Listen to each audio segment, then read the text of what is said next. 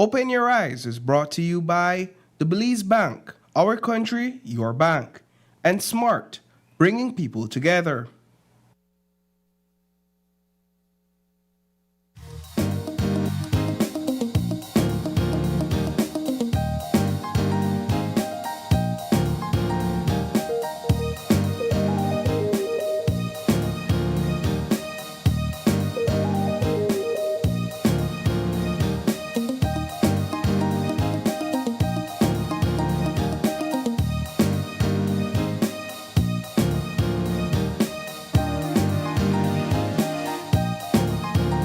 Live from the GBM studios in Belize City, it's Open Your Eyes. Start your morning right with your hosts, Sabrina Daly and Isani Caetano.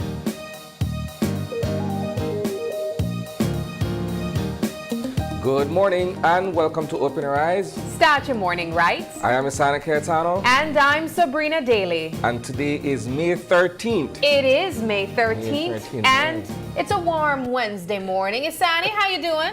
Every day this week has been warm. I know. I've been repeating it over and over, but it's true, you know? I'm doing fine though. Look, if I don't complain when it rain, Uh-huh. I don't complain when it cold, I shouldn't complain when it's hot, right? We're in the tropics, right? That is true. It's not like we're somewhere else where the climate is unpredictable. Or the But weather. I know you're a gardening man, and so you Yes. probably have to put in an extra little work lately to keep your plants dry and hydrated. How you We handle don't it? want to talk about water Even consumption. pets. Hey, we don't want to talk about water consumption. Right. Because they want to reel up with me and I'm on 20 water bill call. Well, Talking somebody about have to plants pay and me. watering plants, right? No. I mean, I remember telling you guys yesterday to try to stay hydrated. I could tell you, even here at the office, people have been running back and forth to the water Yes. coolers to try to also stay hydrated. Every floor need to look for the water. But that's just how we are beating the heat over here. As we mentioned, though, it's a warm Wednesday morning. And wherever you are tuning in at this time, we are so grateful that you decided to start your morning right here with us. Now, Isani, what you got for us in terms of our show lineup? All right, so we have 4 interesting topics this morning, all right? So the first conversation is all about measles and a growing concern in Belize. We're going to be joined by our friends from the Ministry of Health and Wellness to discuss that particular topic. We're also going to be joined by BELTRAIDE as they discuss connecting Belize through education and the 2026 Road Show. Next, we're going to be discussing the return of celebrating Belizean artistic achievements with the Festival of Arts. And certainly, we're going to be discussing 36 years of the Belize National Dance Company. Those are our conversations for this morning. You want to stay tuned to those. Alrighty, thank you very much for that lineup, Isani. Now, I have something for you guys. We have some conversations, some topics really that we think you should know before you leave your homes. These are what is trending online and even on the news. Now, I want to start things off with perhaps more the headline news, really. The Catholic Church is saying no to HPV vaccines on its school grounds. Now, there are 2 sides to this, and so we definitely heard from the Catholic side and even the special envoy as well on this matter.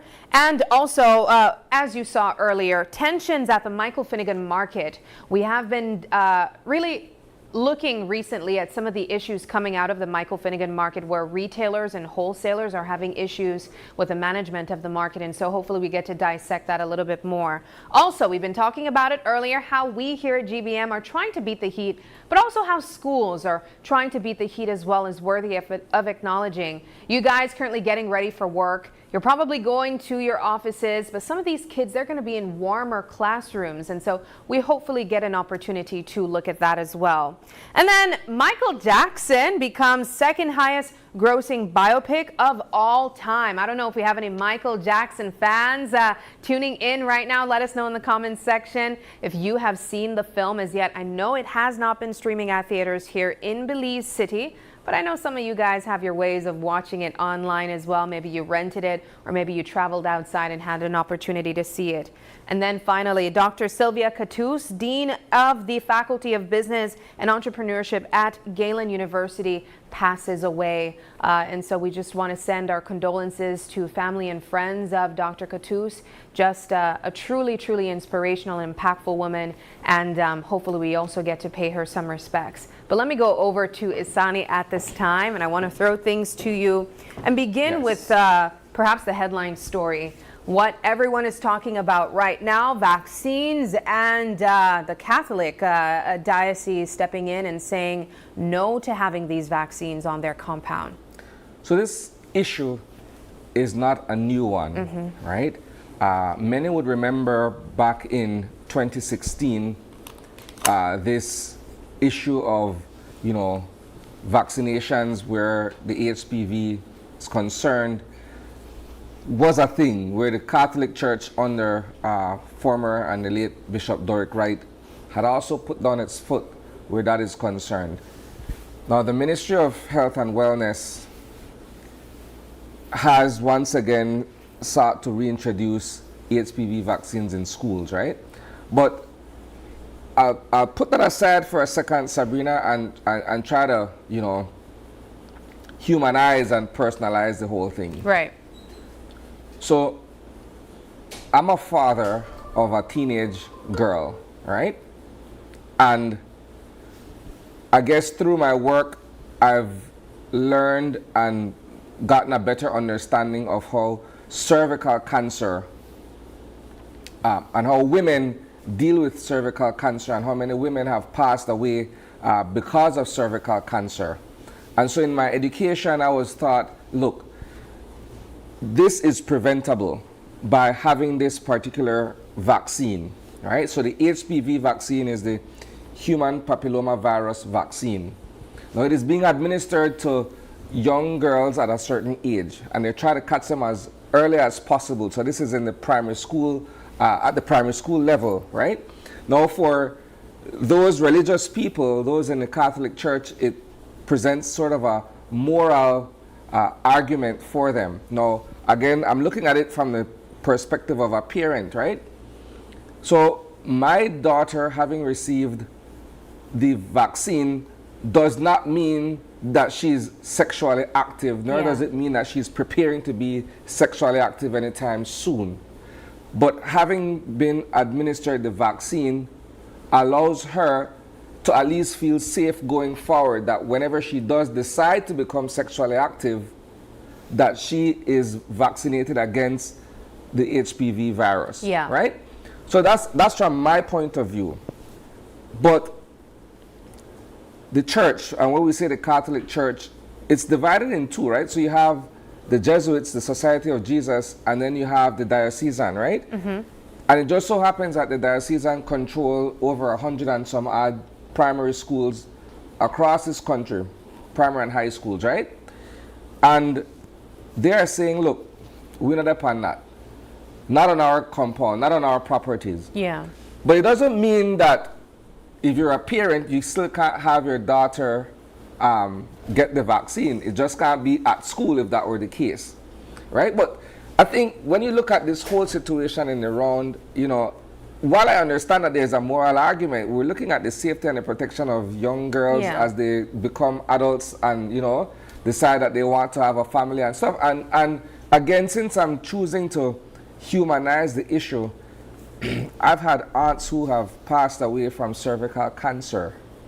And had they been able to receive the vaccine at a younger age, that's preventable. Yeah. So then when I look upon that, I personally would be a champion to say, look, daughter, go and make sure you get your vaccine so that you could live at least long enough and healthy enough to be able to see your kids grow up into adults, because that was taken away from my aunt. Yeah, no, and I think when you lose someone to an illness that is preventable, it kind of shifts that perspective. But a few things that I think are worthy of mentioning here. One, for the vaccines, in the case of the vaccines, there are 2 doses that you should be taking. So it starts as early as 9 years old, and that's the reason why kids are a part of this conversation. And as Isani mentioned, this has been an issue for about a decade ago. The second thing is, I think it's important to mention that the Ministry of Health, they're not just going into schools and issuing vaccines without parents being aware. Yeah. There would be parental consent. For example, you knowing and having an interest in your daughter getting this vaccination. And two, I think now looking at the church's standpoint, there's perhaps an issue of autonomy here where they want to have a say in this conversation, and perhaps that has been the issue from then. But the ministry, like yourself, are looking, they're looking at protecting people. They're looking at preventing this cancer, which I think is important for us to acknowledge, because this is one of the only cancers, aside from every other cancer where you screen earlier, that you can prevent by getting vaccines. And I don't know where the miscommunication and why perhaps it's so hard for us to receive the fact that you can get a vaccine even if you're not sexually active. And perhaps that's also one of the area that is rubbing the churches the wrong way. It's the idea of putting children in this category of an illness where you would have had to acquire this strain from the males, I guess. So just on background, right, for the benefit of our viewers who may not understand, and this is just from a very basic point of view. I'm not a medical expert or practitioner, but I understand that the virus is transmitted from males, right? So young men or men who have multiple sexual partners could easily pick it up from one partner and pass it on to another, right? And so that's as basic as it gets in terms of describing this thing. I guess we could get more from the experts sometime later to fully describe or explain, but that's at its foundation. So that's the idea, right? They're trying to prevent persons as young as 9 years old to get their vaccines early. The 2 doses, you get your first one, I believe from the ages of 9 to 15 years old, and then after that in your 20s. And that protects you from cervical cancer. Of course, it's still encouraged that you do your screening, that you do your pap smears when you actually become sexually active.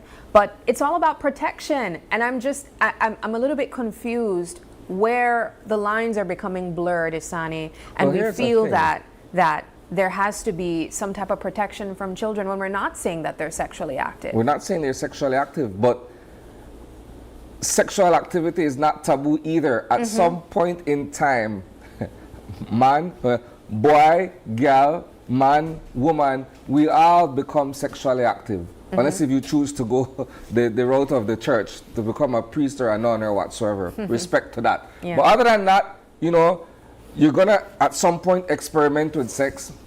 So why not be protected if that's the case, right? And again, I can only look at it from a point of view of a parent, of a father, because I wouldn't want, and I'll go a bit deeper here, Sab. I wouldn't want for my child to get married or settle down with someone who passes on this virus to her and she was not prepared or protected, because cervical cancer and its treatment isn't cheap. Not only that, but it can potentially ruin whatever plans you would have had to have a healthy family.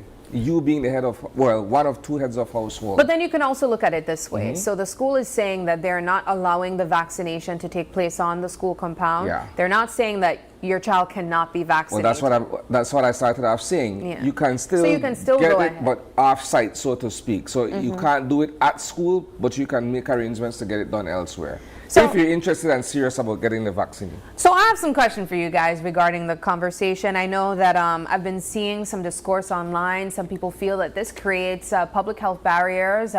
As we mentioned, though, it's not to say that the children cannot get the vaccines. They just are not allowed to get it on campus. 2, I think it's important for us to acknowledge that parents are giving permission. The Ministry of Health cannot just come on the campus and give out or issue out vaccinations to children. And so as parents tuning in, what are your thoughts on this? Are you for the HPV vaccine or are you against it? And then just looking at the idea of the state versus the church, I think, is also something that's worthy of acknowledging. In some cases, we tend to find that there are things put in place to try to move forward, but there's the religious aspect of what creates barriers as well. And so do you believe that there are barriers put in place from religious standpoints that is stopping us from moving forward as well? Let's hear your thoughts in the comments section, but also let's move things along, Isani. Speaking of schools, I think it's also worthy of mentioning, for the past couple of days, we've been highlighting how some schools have been beating the heat. And as we mentioned here at GBM, we have our own ways of kind of like, we have a little bit longer water cooler conversations, at least for this week so far. I see in the comment section Mish saying that BWS would definitely be happy about her water bill. I probably can say the same about mine too. That's what I was saying earlier too, right? Yeah. In my case, I'm dealing with watering plants and stuff. But, yeah. But check this out, right? I was having this conversation earlier this week with my colleagues in the newsroom where I was saying to them, two things impede learning. This is my opinion, right? As a student, it's difficult for you to learn and retain anything on an empty stomach. That's the first one. The second one is you can't think when it's too hot. That's difficult in and of itself. So if you're worried about, wiping your face or you're feeling sticky and muggy and stuff like that, you're not really taking in the lesson the teacher is teaching you, right? Yeah. So what these schools have done, they've found other ways to kind of ease the heat, so to speak, right? So in the case of Belize Elementary, we saw on Monday that they're allowing the students to not necessarily have to wear their uniform with that thick, heavy cotton or whatsoever. They could now wear, breathable material and stuff. And I'll speak for myself.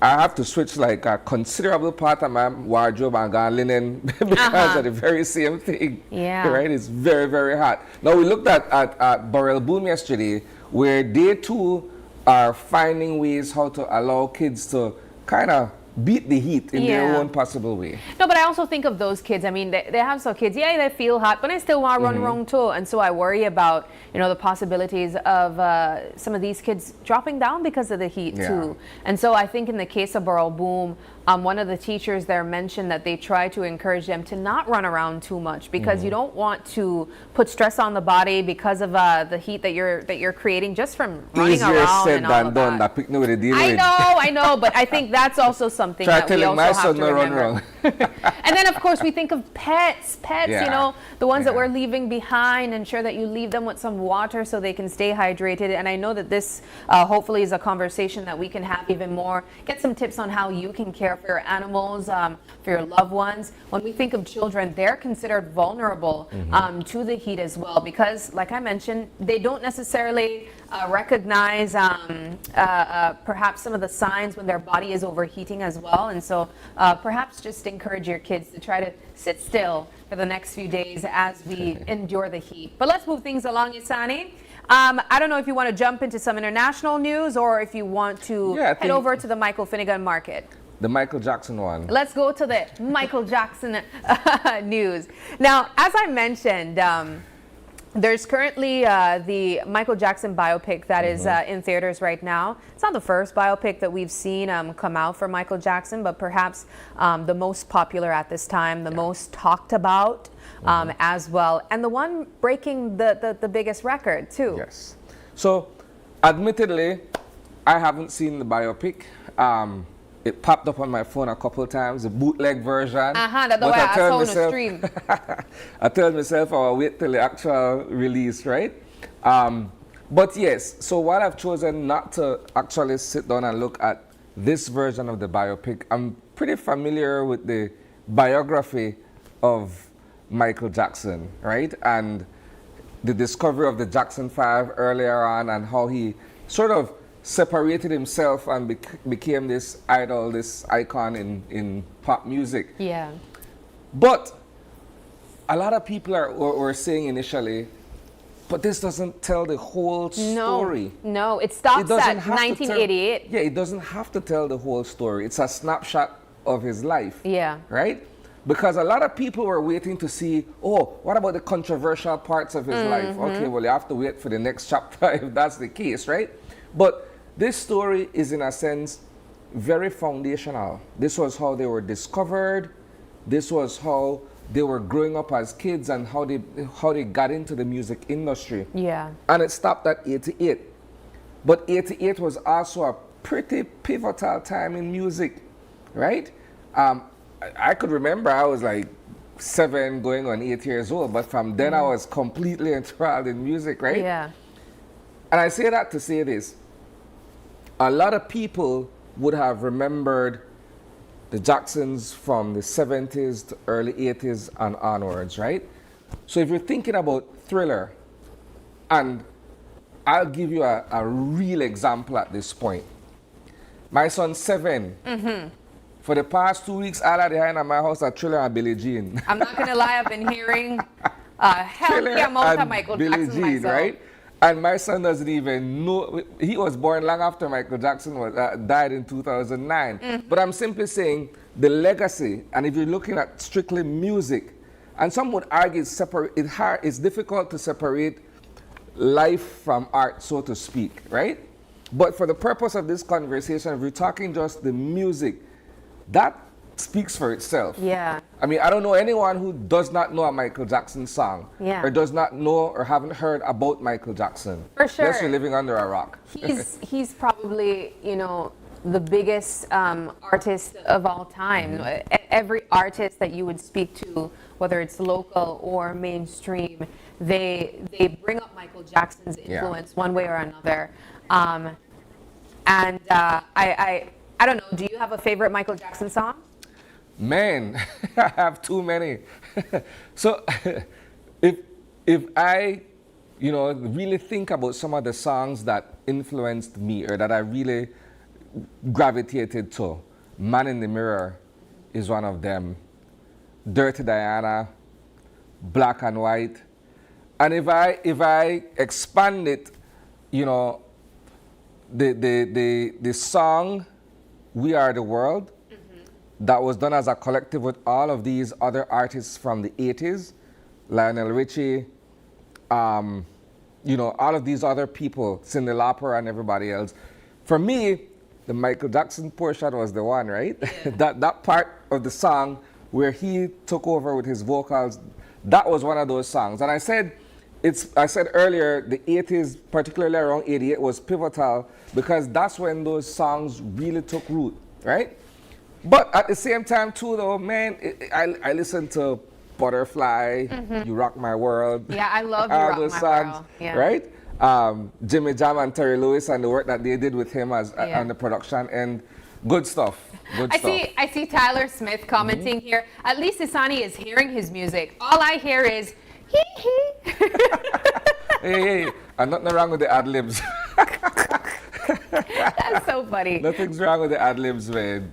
All right. Well, I know that a lot of people have been watching and commenting about the movie. Yes. So that's one aspect of it, right? So, but we're gonna move on quickly, right? So we were talking earlier about tensions at the Michael Finnegan market. So if you've been to the Michael Finnegan on Market Day, you'd realize, if you go early, let me put it that way, you'd realize that there's been some issues between the small vendors and the wholesalers who are coming in from other parts of the country with their produce and are also selling. So these small vendors are basically arguing that the wholesalers are undercutting them where prices are concerned, right? But the city council has mandate over the whole thing, and so over the past few days what we've been seeing is enforcement. Now some people are arguing, look, I did at this market for over 20 some odd years, and I've never heard about a particular rule that says I can't vend on a particular day at a particular location, right? So that's part of the issue. So yesterday we were out there early in the morning. We were out there like around 6 o'clock. Tuesday being one of the 2 market days. And the city council enforcement team was on hand to make sure that some people who they say don't belong out there on Tuesday or don't belong in certain areas of the market cannot vend from there. Yeah. Right? And one man was out there talking about Chinese vegetables. Mr. Pulido Conil or something like that. Placido Conil or something his name was, right? And I had to go back and look up, okay, what's the difference between Chinese vegetables and quote-unquote regular vegetables, right? So that too was a lesson for me. But aside from my own, digressions, I'm saying, look, people need to get it together. If you're going to go to the market, we're not going to market for see people acquired over who are sell what at what price. Yeah, but I also think about some of these farmers. Like, I think we spoke to a lady yesterday, Miss Mena, who expressed, I guess she got permission to be a wholesaler. Yeah. However, she said she only had one main customer that purchases wholesale from her. And so she's forced to sell retail. And that puts her in a position now where if she has to come one day out of the week, being a small business owner, she wouldn't be able to survive. And so I really think, one, there needs to be some type of a situation where they come to the table again and address this and perhaps set new terms. Yeah. Especially ones that were agreed upon first, that's not perhaps working for them right now, and then see how that could be addressed. And then two, I don't think that they should be fighting against enforcement, because that's a part of what keeps a business functioning. It's important to enforce rules if rules are in place. If you don't do that, if you don't have these regulations, people are walking and do whatever they want. And then you all have situations like what is happening right now. But going back to Isani's point, indeed, I don't want to go to the market to try to buy tomatoes and find, two vendors quarreling with each other. So please, I think this matter needs to be addressed and it needs to be fixed. I just, from my humble end, I wouldn't want it to escalate into anything other than where it is right now. Yeah. Because you know how easily things could, take off and it becomes a violent confrontation. Yeah. And we don't need that. We wouldn't want it to get to that point. All right. Well, let's move into perhaps our final topic of discussion. I know that Dr. Katus has been such an impactful woman in education. I remember my brief moment of being a student at Galen University. I interacted with Dr. Katus, and she was such a light, Isani. And it's so sad to say that Dr. Sylvia Katus has passed away. We are sending condolences to her family, to her friends, to the faculty and staff of Galen University, and our thoughts and prayers are with her at this time. And I also want to briefly mention, just before we close off, that I saw early this morning when I woke up that there were reports coming out that there was an accident with Lee Mark Chang. I don't know if there's any reports coming from the newsroom at this time, if he is okay. Not just yet. If but he's it's okay. Something that we will be following, certainly. But our thoughts are also with him at this time as well. Well, Isani, we do have to close off this portion of the conversation and say thank you to everyone who has been commenting. I see Sonia Singh saying, we are finally seeing enforcement in something. And I agree. I think the enforcement is definitely rubbing some people the wrong way, but it still needs to be addressed. John Mass says, good morning. Yes, sir. We suffer a lot in hot classrooms. Education policymakers need to think of practice to battle effects of climate change in the classrooms. Cher Rivera says, I appreciate the schools who have made adjustments during this time. OLOG in Belmopan has changed the school schedule, earlier call-in time and early dismissals, and allowing casual wear. Yep. Excellent. That's a good initiative as well. Esther is saying, Sabrina and Isani, my bills will definitely be high. BEL2. Yep. And that's referring to beating the heat. If you have AC in your house, I know that those bills will probably also be high as well. Well, at this time, we're going to take our first break, and when we come back, we're going to switch the conversation into measles concerns growing in Belize and what are we expecting next.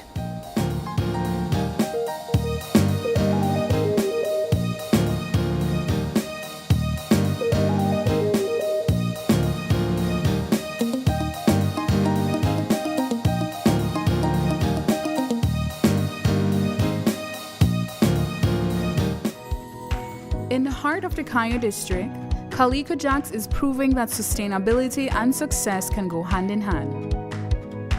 When Calico Jacks wanted to move to solar energy, the biggest difficulty for us was the finance. Belize Bank believed in our vision, and we are very happy and grateful that they gave us this opportunity for the financing. Through the Credit Risk Abatement Facility, a partnership between Belize Bank and the CARICOM Development Fund, small and medium businesses can access financing for renewable and energy-efficient solutions with reduced collateral requirements. Here at SCSB, we're grateful for Belize Bank to make it easier for our clients to go green. We're proud to work with businesses like Calico Jacks to help them lower their costs and their carbon footprint.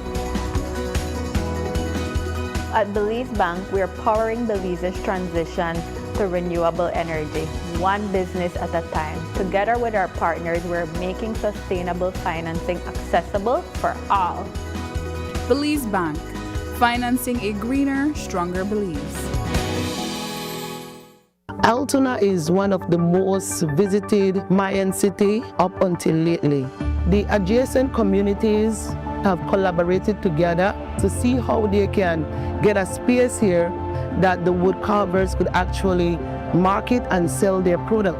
Not having the POS machine in the past, we have lost a lot of sales. Atlantic Bank helped supported our business, giving us the opportunity to get the POS machine. Now with the POS machine, we are able to do more sales, and that will, also bring more, finance to our families.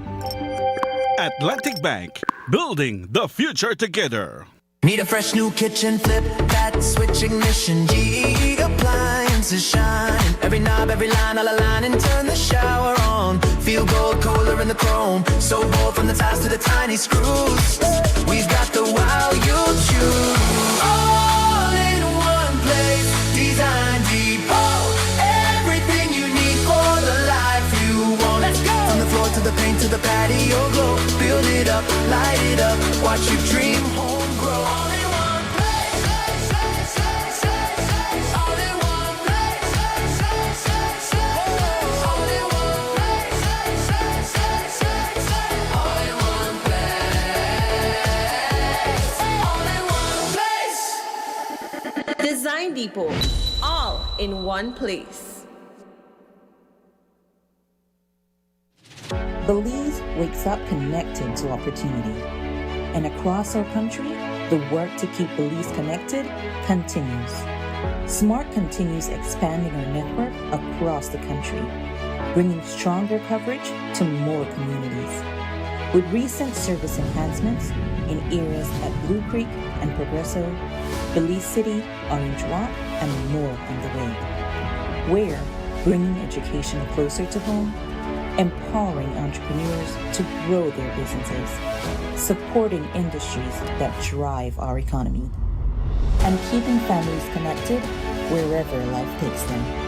With every expansion, we are investing in the infrastructure that moves Belize forward.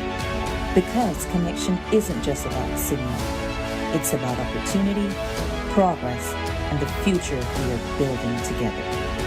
SMART, bringing people together.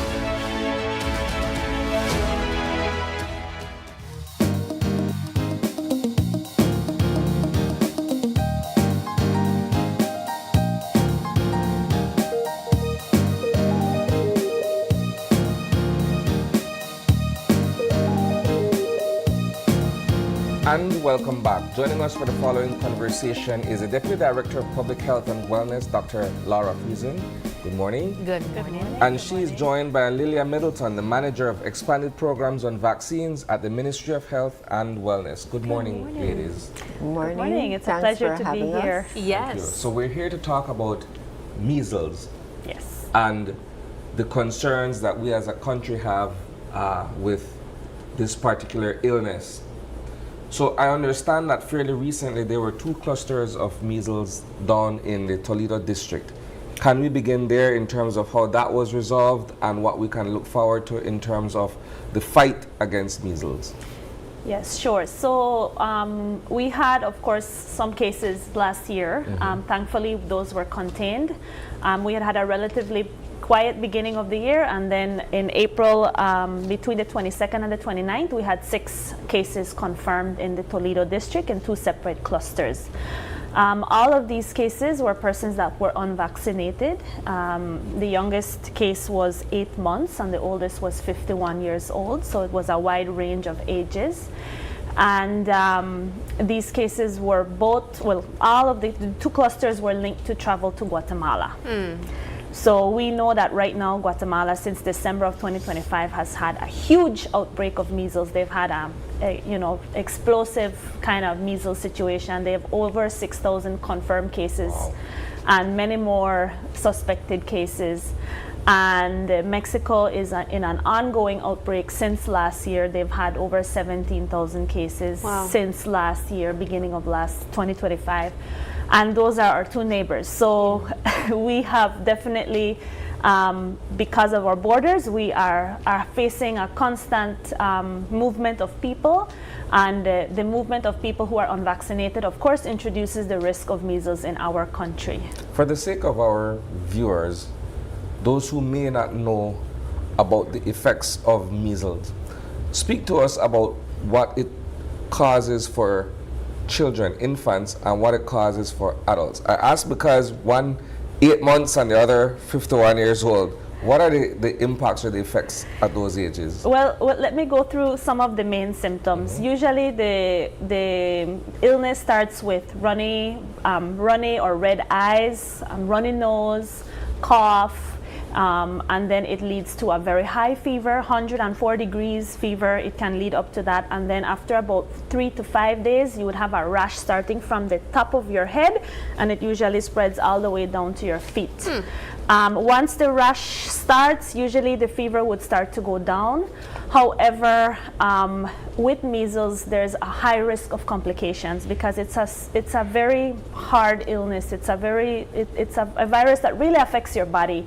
And the most common complications that come right in the process of getting rid of the virus in your body is ear infections, lung infections, throat infections, which can then lead to prolonged symptoms and the need for antibiotics and further care.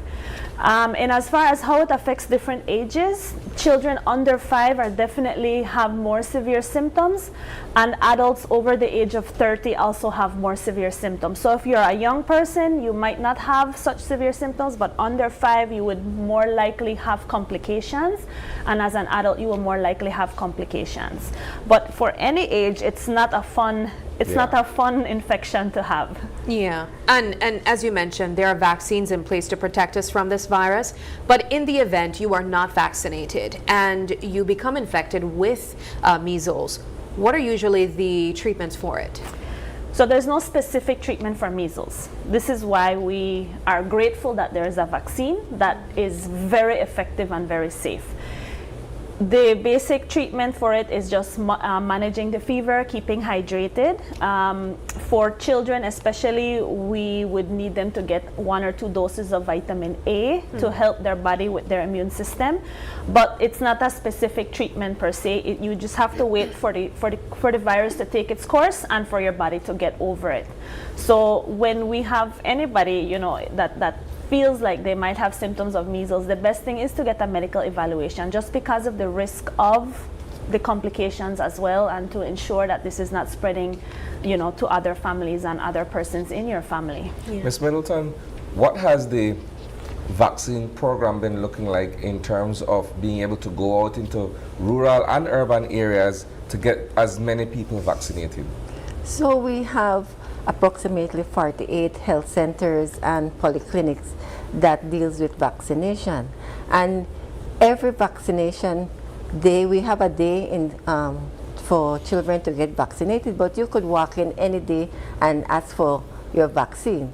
We have mobile clinics that go out to the rural areas, and these mobile clinics would go out maybe on a monthly basis. It depends on the size of the community, or it goes out on a 6 weeks basis. So the nurses would go out on mobile clinics to the rural areas to administer vaccines. If a person say is not vaccinated in that community, does not come to the mobile clinic, then after the clinic, the nurses would go out and find these persons to get them vaccinated with the assistance of the community health workers that live in those areas that know the persons. So you go out and you find them, you get them vaccinated. Persons can come to the clinics anytime and request their vaccines. Vaccines are free of cost, and nurses are there to provide the vaccines. What has been the feedback from these members in different communities when it comes to the idea of getting vaccinated? We do have some persons that don't want vaccine because of the side effects of the vaccine, and the side effects of the vaccines are basically mild. And as with any other medication, you have side effects. So with the measles, mumps, and rubella vaccines, we have side effects such as they might have a fever. About 2 weeks after the vaccine, they might get a rash.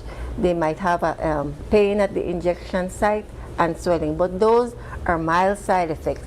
And those can be, you can put a cold compress on the arm to help with the swelling and the pain. You can give Tylenol for the pain and the fever. So it's basic things that you can do that would make the side effects less. How many doses of the vaccine should you take to have full protection? Okay, for full protection, we get 2 doses. Okay.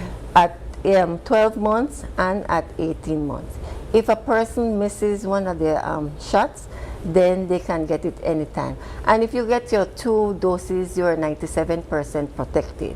You get 1 dose, you're like 93% protected. So it's best that you get your 2 doses. So once you get those 2 doses, there's no need for a booster down the road or anything? No, but we are encouraging, because a lot of people are not aware of their vaccination records. That's what I was going to ask Yeah, next. yeah. I'm not even going to lie. I'm one of those people, I have no idea what I'm vaccinated for. Yeah. At least before I became an adult. Yeah. I do not know. So you want to talk about when it was introduced? At the clinics, we do have logbooks. Yeah.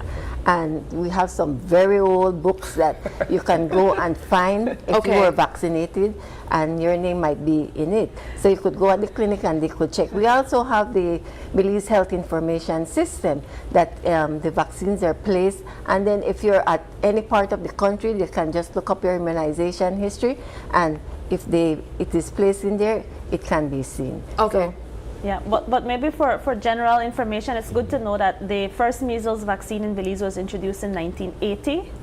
So anyone born before 1980, if they have not had the vaccine and they have not had measles, they could be at risk. And then also the MMR was introduced in 1996. And so what I think we are encouraging is for people to check if they have a vaccination record, if they have their card, and if not, if they are unsure, ask their parents. If they cannot find evidence that they were vaccinated, then at least get 1 dose. And if you know for sure that you were not vaccinated, or if you know that you were not vaccinated, then get 2 doses just for your safety. So we encourage the public, even adults, to check their vaccination records. Young adults especially maybe could have been missed at some point. So just make sure that you have your complete vaccine schedule. If, like I said, in 1996 the MMR was introduced, so anyone after that should have gotten the MMR. And then we have done campaigns as well where we target adolescents, children that were missed, and adults who were not vaccinated as well. So there's a high possibility in Belize that you would have been able to access the vaccine at some point. But if you're unsure, you can come into the facility. As nurse said, we can try and check your record to see if we can find evidence of it, or ask your parents to see if they remember if you had measles or if you got vaccinated before. And then based on that, we would evaluate your risk and give you 1 or 2 doses as needed. Can you walk us through the process of excuse me, identifying a cluster and then being able to go through the process of resolving that particular issue? If you look at what took place in Toledo recently, how was that dealt with? So usually what happens is that someone gets sick and they come to the health facility, and Usually with cases of fever and rash, we have year-round surveillance. Last year, we investigated over 111 fever and rash cases just to make sure that we're not missing measles and we're not missing other causes of fever and rash. So a child would come or a person would come to the facility, they would have symptoms of fever, rash, and the clinician is, on high alert. They're watching out for it because we know that it's all around us. So a sample is taken, it's sent to the lab. Meanwhile, we're waiting for the result. The family is advised that this might be measles. You need to isolate the patient. You need to, stay away from other people. The family is advised to quarantine to avoid spreading it if it is measles. Once the result comes back, we would then inform the family that yes, this looks like, according to the lab result, this is confirmed, or no, it doesn't look like it after all. Just take your, your other treatment for the illness that it is, right? So after a period of time has passed, if you are unvaccinated, our public health nurses would visit your home and make sure everyone is okay. If there's someone that needs medical attention, they would try to coordinate that medical attention for them. And also we offer something called ring vaccination. So ring vaccination is a vaccine that is given to you as soon as possible after you are exposed to someone with measles. If you get it within 72 hours, you have a very, very high protection, even of developing measles, even if you were already exposed. And if you develop it, it could help your symptoms to be more mild. So ring vaccination is done for these households, for the neighborhood. We do community outreaches where we go house to house to check if there's any other person with fever and rash in the community that needs assistance. We give ring vaccination to all the contacts that we can identify that are vulnerable, that are not vaccinated. And then persons who have received ring vaccination are advised to quarantine for 2 weeks, and persons who are unvaccinated and do not accept ring vaccination, they have to isolate for 3 weeks after the last contact, because it can develop up to 3 weeks after your contact. How easily can measles spread from one person to another? You want to take that one on? It's very easy because measles spread through the respiratory tract. So you're breathing, you're coughing, you're sneezing, you're even speaking, you're singing. The virus gets into the air. And you walking around, that virus is there circulating, and then you walk in, you're unvaccinated, that virus finds the unvaccinated persons and directly goes to that person and starts fighting and starts getting into the body. But if you're vaccinated, then the vaccine starts protecting you, and from the time that virus enters your body, that vaccine starts working and it's like your soldiers, the soldiers in your body. So the soldiers start to protect you and they work towards that virus and they kill that virus. But if you're unvaccinated, then that virus gets in and then it starts affecting you. We also know that the virus, when it gets into the air, it stays like 2 hours in the air, and then it settles down on objects, the surfaces, and a person comes in, put their hands there, put their hands to their mouth, and then they inhale the virus. With that being 2 hours in the air, though, that makes me think if Isani has measles, between now and 2 hours, I could walk in and catch it in the air. That is correct. Whoa! Yes, it's very contagious. Usually one infected person can infect up to 18 people. It's much more contagious than influenza and some of these other respiratory infections. Wow. And usually 90% of people, 9 out of 10 unvaccinated persons who have exposure will get it. It's very contagious. If there's a situation that someone infected with measles is in a workplace, what should the workstation do, or what should the workplace do to try to clean the space to ensure that it's free of the virus in the air? Well, if a case would be identified and they were at work during their contagious period, it would be similar to a home. We would want to practice ring vaccination. Whoever is unvaccinated around who has had contact with the person should get vaccinated as soon as possible. But also good ventilation, airing out the rooms, wiping down the surface with disinfectant, with diluted chlorine solution. All of those things, wherever the person would have had close contact, that is good practices to do. But ventilation is also very important. But remember, it's 2 hours, so if it's overnight, the risk of that infection would have gone down. You see what I mean? Yes. It lasts for about 2 hours, but it's not that 5 days after you go and you touch the same table the person touched, you would get measles. So it does have that aspect of you need somewhat, it's time sensitive. You wouldn't necessarily get infected if Isani was in here 3 days ago with measles. You coming in today shouldn't give you that infection.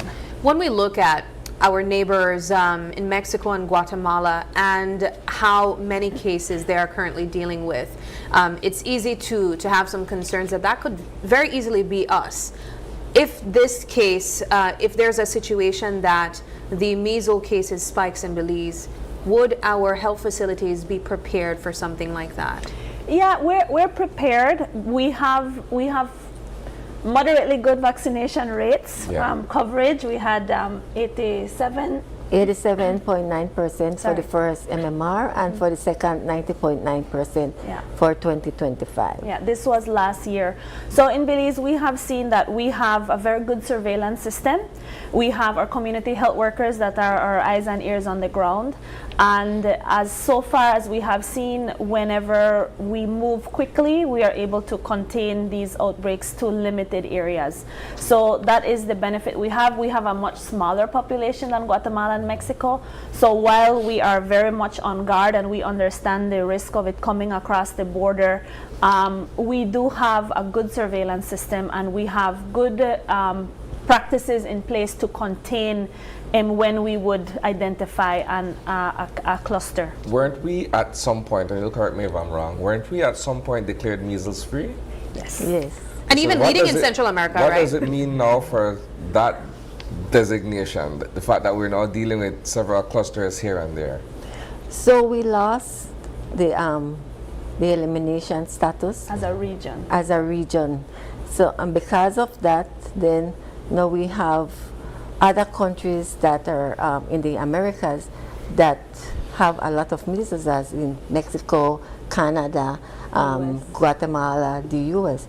And so because of that, then we have that increased risk of the virus getting from one part to the other. Remember, with these viruses, they don't need permission to come in. They don't need no knocking or asking. No passport needed. No passport needed. They just come in whenever our guards are down. So when we don't meet that, we have to meet like 95% coverage for a vaccination to work properly. And when we don't have our 95% coverage, we have the susceptibles. We have every year, say last year we only met 90%. So we have 5% that are unvaccinated. And so it goes every year, it increases. So we have those risks of persons, more and more persons that are not vaccinated. Yeah. Now, when we look at the entry points, as you mentioned, measles, not needing a passport to enter a country, are there collaborations with other bodies, for example, immigration, to ensure that our entry points are protected? Questions are asked for persons coming into the country if there are any signs and symptoms of measles. Well, we have posters up at all our entry points, both informal and formal, for people to be aware of the signs and symptoms with a reporting number. We also recognize that measles is contagious before the rash, 4 days before the rash. So many persons will not realize that they have measles. So it's difficult to identify that at the entry point, but we do have the information up for any case that comes up for the officers to be aware, and for the persons to be aware that if they have these symptoms, they should please report to the health facility as soon as possible to avoid that. We have close collaboration with Mexican authorities, with the border, and even we have joint vaccination campaigns with Chetumal and Belize. So that is excellent. And then, like I said, we inform and we advise people. Persons who are diagnosed with measles, of course, are under isolation. They should not travel. So we are, if there's any case of measles in the country of Belize, they would then be isolated at their home. Yeah. I have a commenter here, Sonia Singh, saying, I'm thankful my daughters are registered at BFLA Clinic from birth. A benefit of being a member, you are up to date with all your shots. There you go. And that's an excellent point right there. If you're not registered with a particular clinic, I think that's a great way to do so. I want to go back to Ms. Middleton and ask about perhaps schedules, maybe if there are any schedules where the Ministry of Health goes in certain communities to issue these vaccines. Yes, they every week they go to a different community. So, like for example, in San Ignacio, they have all the little villages that they can go. Every week there's a village that is scheduled that they go on mobile and they go and do their clinics. And as I said before, if somebody did not come for their vaccine, we would go and look for them and give them the vaccine that they need. So sometimes when, especially like during vaccination week in the Americas that passed last week, we would go out, look for people that are not vaccinated, give them their vaccine. Sometimes we go to their house, we go to their homes, and then we would administer the vaccine that they need. And then for the polyclinics as well, they can go between Monday and Friday. Yes. Excellent. The public health nurses are working every day of the week, so they can go between Monday and Friday to check on the vaccination status and to get a dose if needed. And if you're traveling and not vaccinated, please get vaccinated at least 2 weeks before. Ooh, I was going to ask that. Yes. Finally. That's my final question. So ladies, beat you to it. twice. Well, ladies, this has been a very informative conversation. I'm hoping that everyone tuning in right now was able to gather the necessary information to prepare them if they ever become exposed to measles. If you are not sure if you're vaccinated, definitely stop at your nearest clinic to find out. I know I have to do the same, so we might cross paths at some clinic, and I encourage you guys to get your vaccinations as well. All right. Well, we do have to take a quick break, but don't go anywhere. When we come back, our next conversation is all about BELTRAIDE, connecting with Belize through education and the 2026 Roadshow.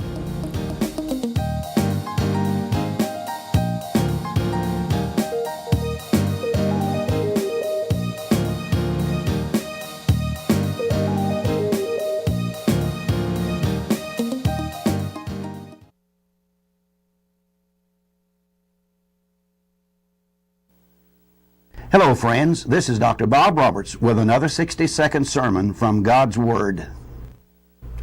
The Bible says, "Woe unto you, scribes and Pharisees and hypocrites, for you devour widows' houses, and for a pretense make long prayer. Therefore you shall receive the greater damnation." You know, when our small granddaughter Bethany would come to visit us, she delighted in going into her grandmother's closet and dressing up and pretending to be a real grown-up lady. People like to pretend. I read the story of the driver of an automobile who smashed into another car in a public parking lot. He got out and wrote a note and put it under the windshield wiper. The note read, "I have just smashed into your car. The people who saw the accident are watching me. They think I'm writing down my name and address. I'm not." Pretending is a game that many play, and nowhere is it more perfected than often right in the church. Jesus found many pretending to be very dedicated by praying long prayers and doing deeds to be seen of men and rewarded by them. But he knew their hearts and condemned their pretentious and pernicious ways. The Christian should live in such a way that his life reflects what his lips repeats. Today's 60-second sermon has been presented by Dr. Bob Roberts and Christian Foundations of Faith. In the heart of the Kaya district, Calico Jacks is proving that sustainability and success can go hand in hand. When Calico Jacks wanted to move to solar energy, the biggest difficulty for us was the finance. Belize Bank believed in our vision, and we are very happy and grateful that they gave us this opportunity for the financing. Through the Credit Risk Abatement Facility, a partnership between Belize Bank and the CARICOM Development Fund, small and medium businesses can access financing for renewable and energy-efficient solutions with reduced collateral requirements. Here at SCSB, we're grateful for Belize Bank to make it easier for our clients to go green. We're proud to work with businesses like Calico Jacks to help them lower their costs and their carbon footprint. At Belize Bank, we are powering Belize's transition to renewable energy, one business at a time. Together with our partners, we're making sustainable financing accessible for all. Belize Bank, financing a greener, stronger Belize.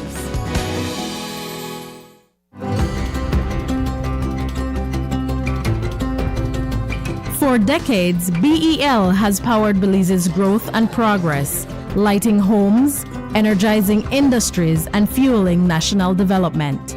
But in a world reshaped by extreme weather patterns, digital transformation, and evolving customer needs, the future of energy demands a new approach.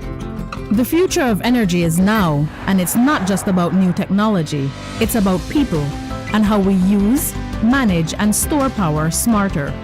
BEL is leading the transformation, blending modern advancements with the wisdom of sustainable energy practices. Integrating technologies will redefine how Belize produces and uses energy. With distributed generation and smart grid technologies, customers are becoming power partners. Energy is no longer a one-way street. BEL is making key investments that will reinforce the grid to make this a reality, ensuring energy security for generations. At BEL, we are more than an energy provider. We work to safeguard Belize's energy future, which will have demand response programs, where customers will be able to shift use during peak hours to take advantage of the new time of use or off-peak rate structures, customer energy portals, real-time insights and tools to track usage and manage energy smarter, smart metering, advanced metering infrastructure, faster, safer service and actionable energy insights, distributed generation, integrating rooftop solar, microgrids, and battery storage for two-way power flows into the national grid. Together, we are bringing you a brighter tomorrow.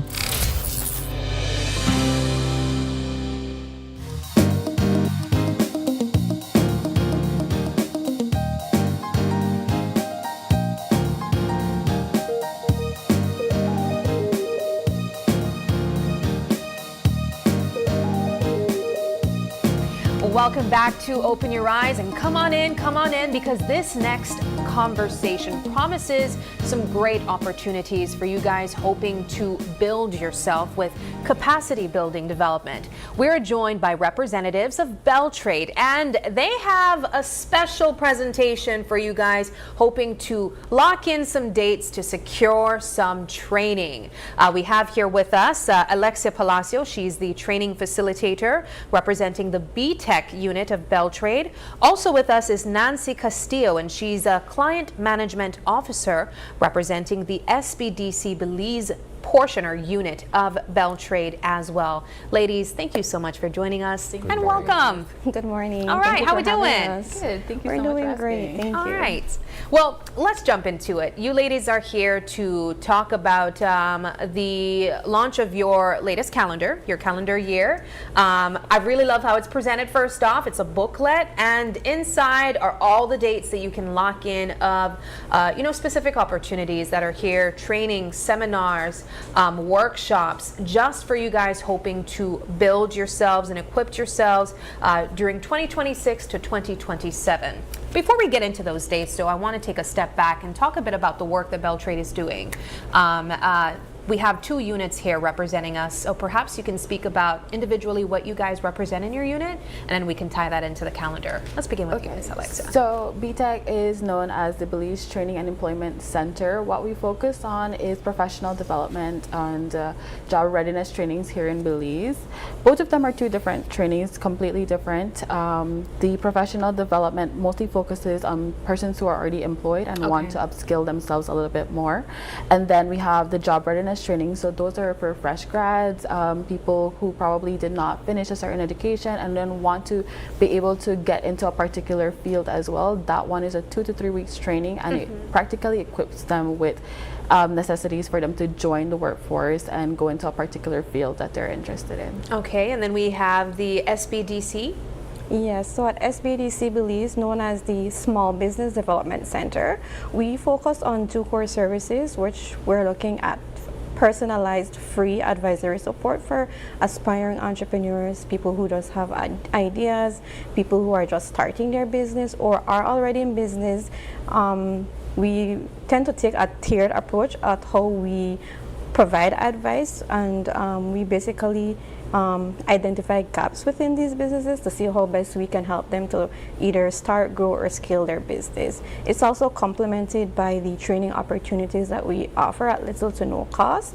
And the aim of all of this is to build the competitiveness of our business community here in Belize, whereby we want them to know that Belizean products, they are of quality items. We have passionate people behind these businesses, so it's only important for us to not only capacitate them with knowledge, but as well as give them different business opportunities as well.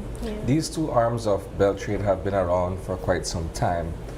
Do you find that as of recent you have young entrepreneurs or people who are interested in professional development seeking these particular training opportunities?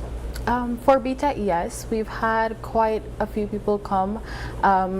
For the past few years that I've been here, we have had a high number of persons joining our training. So we do try to upskill over 2,000 people for a year, and so we do have a lot of people coming in and joining these trainings. A lot of them are like, well, we didn't know that this existed, or these opportunities are here.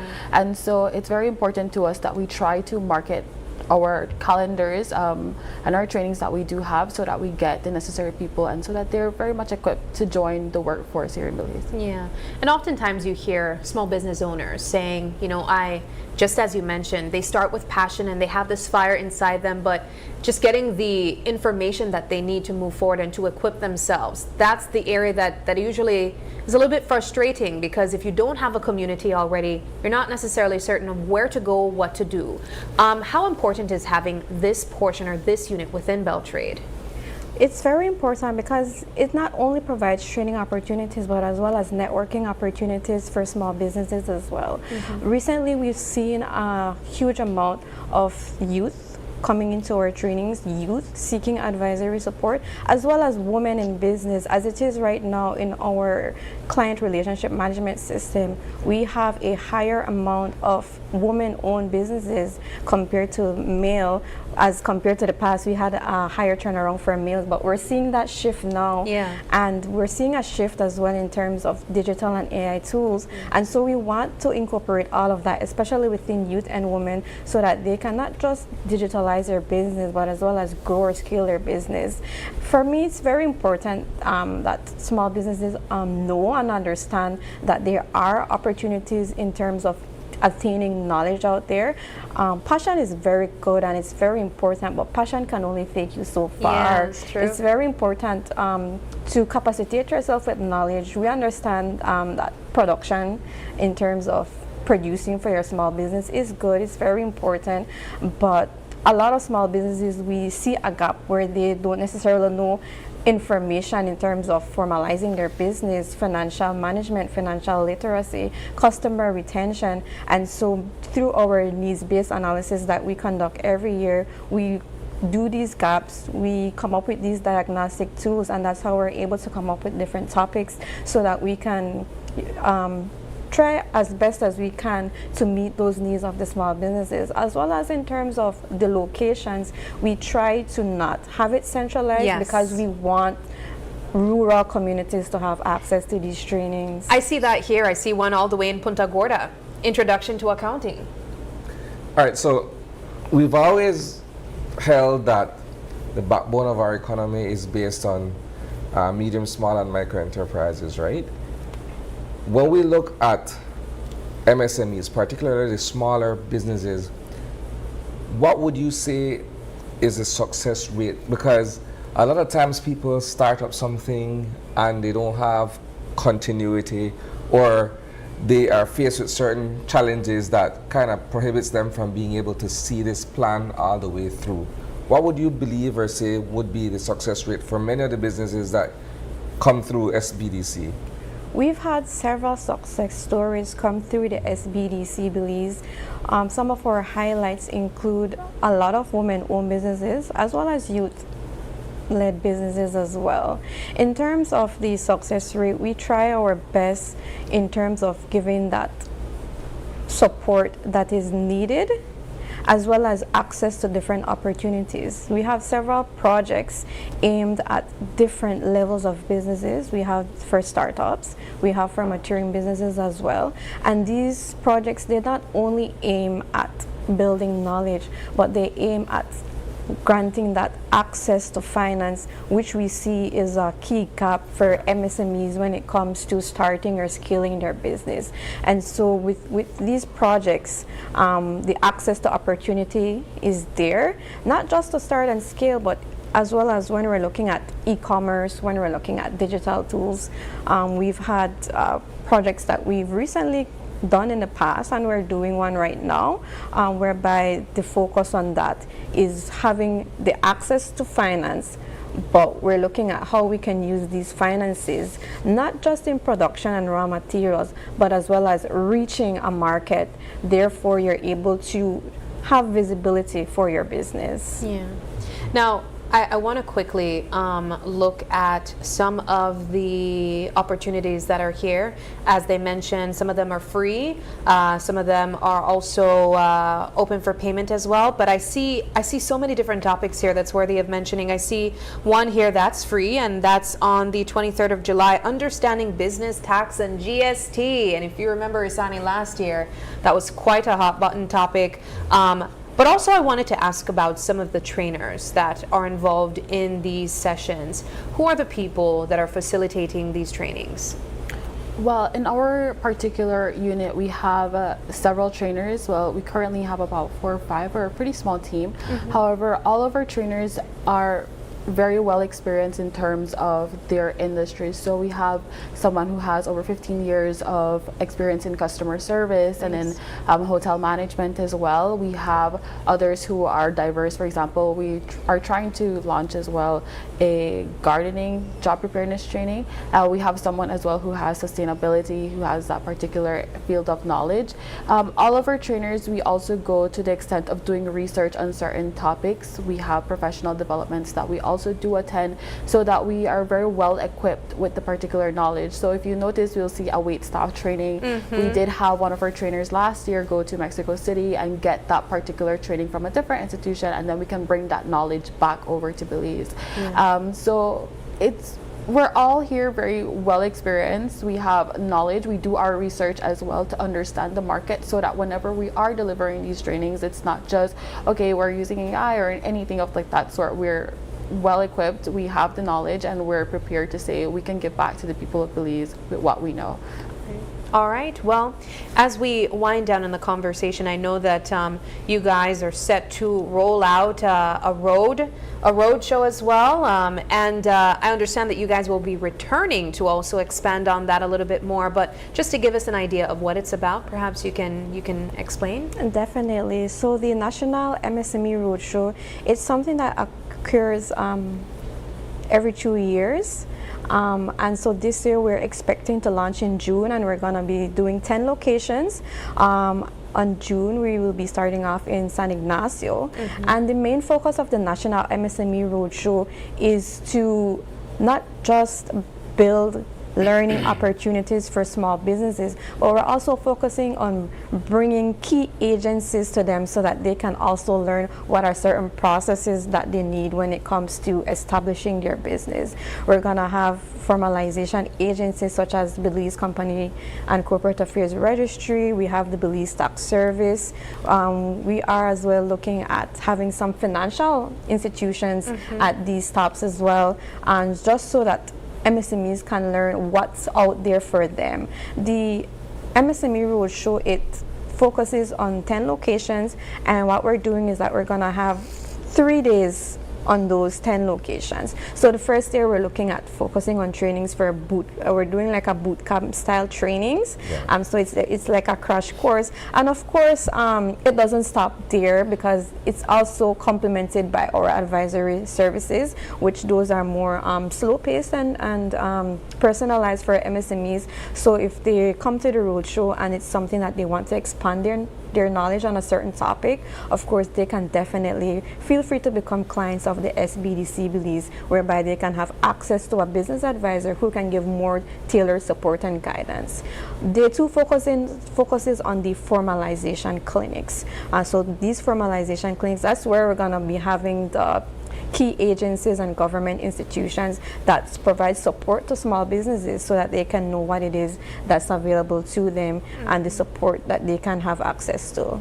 And then on day 3, we're looking at a Belizean Expo, and so the main focus is on that is looking at our local MSMEs, whereby the public can get an opportunity as to what Belizeans are doing, what we're making.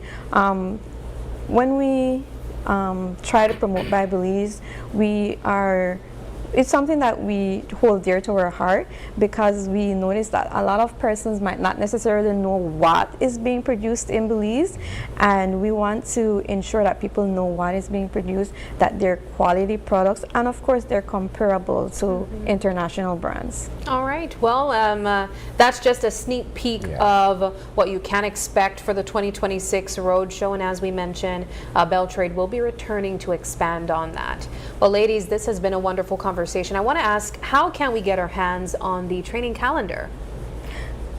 The training calendar is available not just on our Facebook page, but it's also available on our website, beltrade.bz. And of course, we have hard copies for those who want hard copies as well. We have them located in our offices.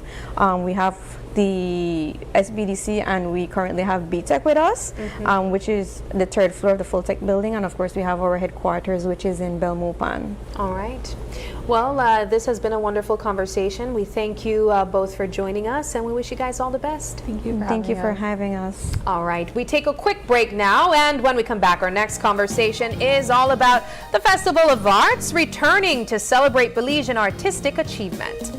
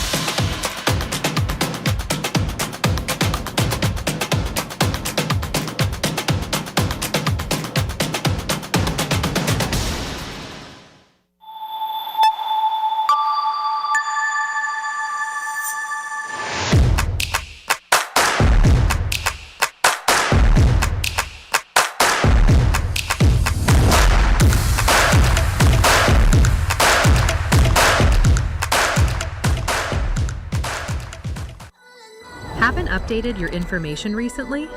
Well, kick off the new year as a winner. RF&G Insurance is giving you a free chance to win every month. Entering is easy. Just chat with us on WhatsApp and update your information. That's it. You'll be automatically entered into our monthly raffle for a chance to win awesome prizes. Don't wait. Message us on WhatsApp and update your info today. RF&G Insurance. It pays to get it right.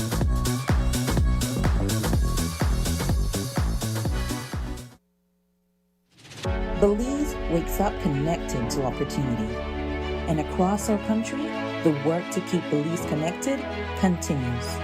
SMART continues expanding our network across the country, bringing stronger coverage to more communities. With recent service enhancements in areas at Blue Creek and Progresso, Belize City, Orange Walk, and more on the way. Where bringing education closer to home, empowering entrepreneurs to grow their businesses, supporting industries that drive our economy, and keeping families connected wherever life takes them. With every expansion, we are investing in the infrastructure that moves Belize forward. Because connection isn't just about signal, it's about opportunity, progress, and the future we are building together. SMART, bringing people together.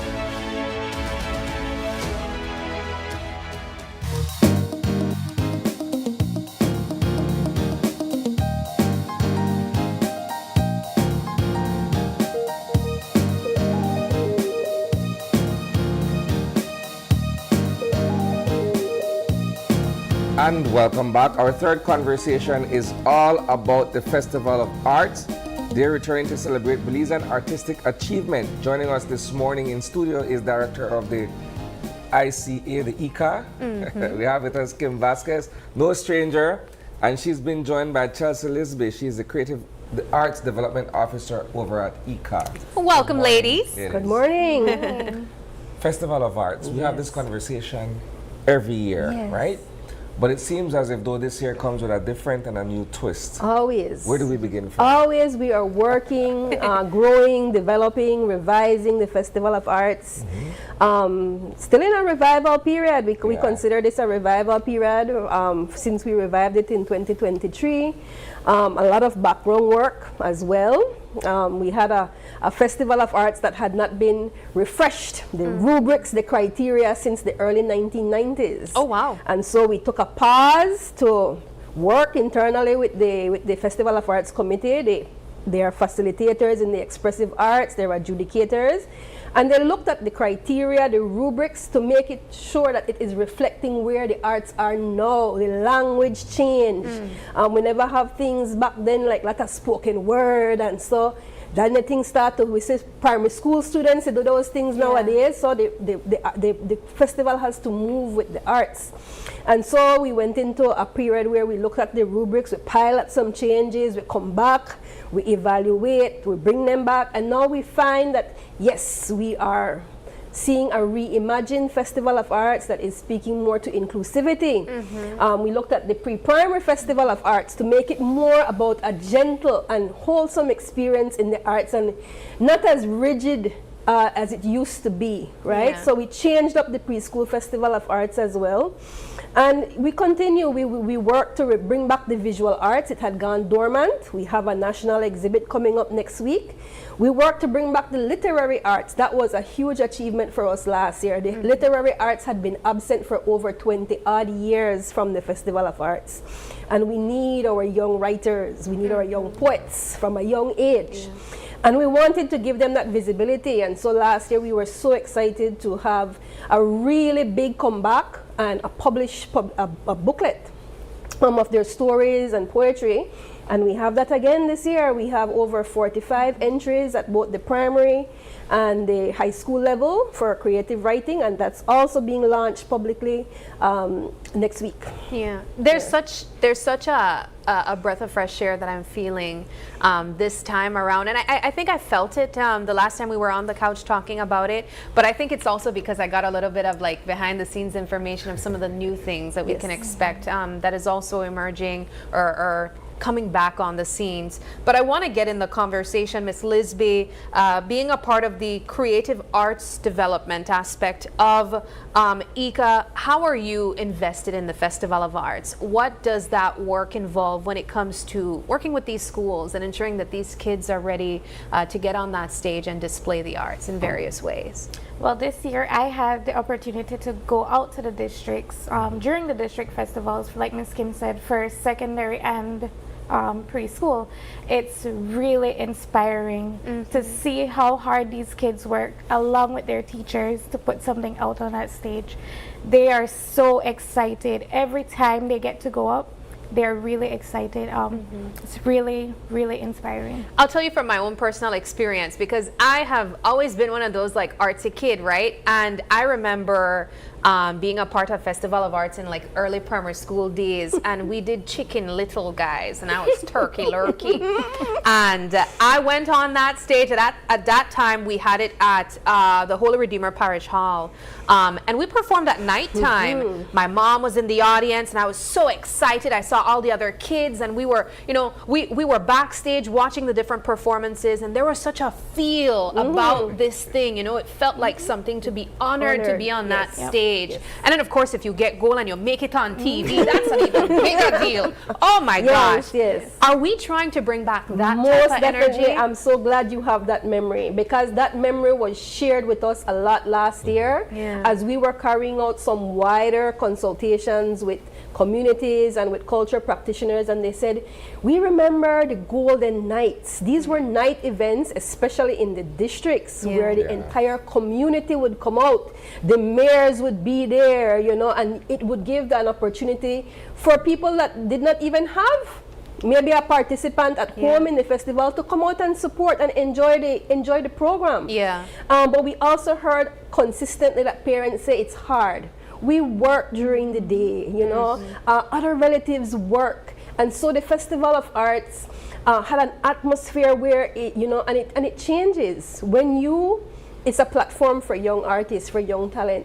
And yes, it is good, we put it on TV, we live stream, but nothing beats the energy and atmosphere of a live audience in your community. And so we decided to give it a test this year. So we will see the return of Golden Nights coming to a community near you. So all of them, one in your parish hall, in your district and stuff like that, you can look forward to that.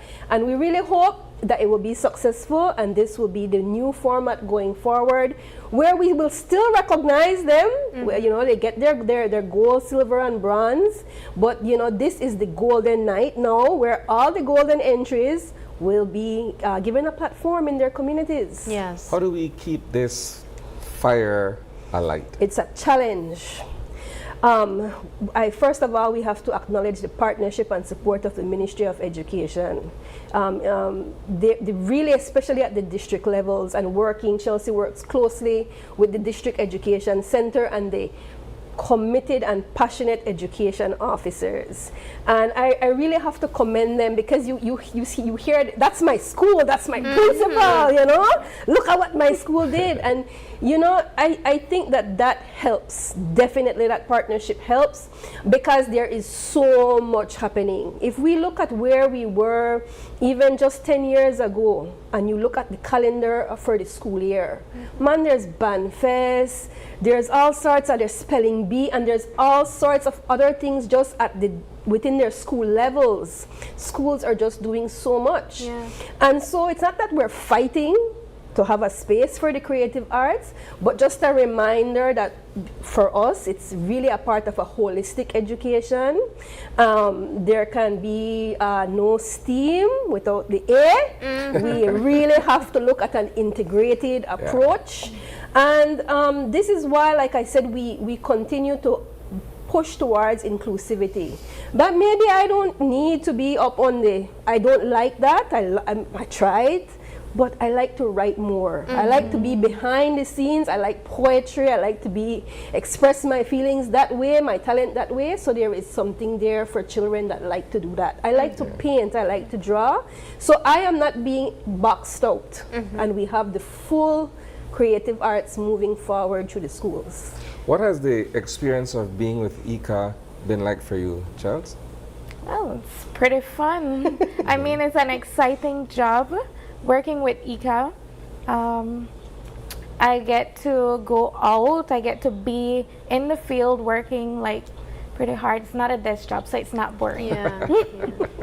You know, I oftentimes think of working in this type of field of work, and especially if you're passionate about it, it probably doesn't even feel like work, right?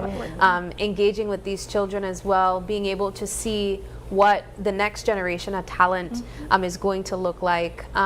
Ms. Kim, working in this area of work for such a long time, I imagine you've seen people blossom into talents that they are now. Looking back, can you remember any notable names that you remember coming from Festival of Arts that now has a level of impact in the arts here in Belize? Well, I immediately think of, as you said it, for some reason he popped in my mind, dancer Jamie Thompson. Okay. We know as well that even teachers now that are actively engaged in preparation or working with the Festival of Arts themselves are so committed because they came through the Festival of Arts. And so they know the growth, they know the progression. And you know, that's always something that I think does not get highlighted enough. That we, and Chelsea is getting to that point, right? Where you used to be able, as a program officer myself back in the day, be able to say, you know, I remember Susie from Infant 1, and I see her coming forward. All the way, sometimes we track them to when they, I remember we used to go to St. Martin's, I know you did an EPR. Yes. And they are there in the expressive arts. But I always say this, even if you do not pursue a career in the arts, what you get from arts experience, education as a child, will shape any career path that you take. Because the confidence building, the concentration, the discipline, all of that factors into any career path that you take. It also allows you to express your personality too. It express your personality, it involves teamwork, it involves being, and many people don't realize the teamwork, just to bring together a choral performance or a play. You know, even at a small level, you are teaching, and also the ability to take risks. Perform under pressure. I remember when Henny Penny forget in line, and we watch her like, girl, what you gonna do? People to watch, you know?